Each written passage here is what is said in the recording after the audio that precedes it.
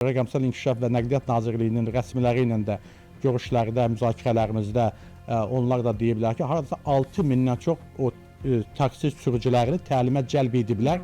Onlara necə xidmət göstərilməlidir, özlərini necə aparmalıdırlar, taksini hansı vəziyyətdə saxlamalıdırlar, texniki vəziyyəti, özlərinin durumları necə olmalıdır və onlara verilən o saxta arayışlarla da bağlı müəyyən tədbirlər görürlər. Kim verir bu saxta arayışları? Mən də onu bilmirəm. Biz kimdən hər kəsə çox ciddi şəkildə o olmuyor, əvvəlcədən alınır. Hər şeyin ciddi araşdırılması, ciddi yoxlanması, hər yerdə video kameraların, hər yerin ciddi nəzarətdə olan bir dövrdə saxta arayışı kim verir?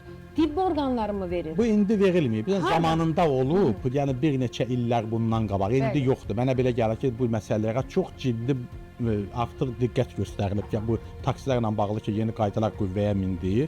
Ondan sonra taksilər yenidən qeydiyyatdan keçməli oldular.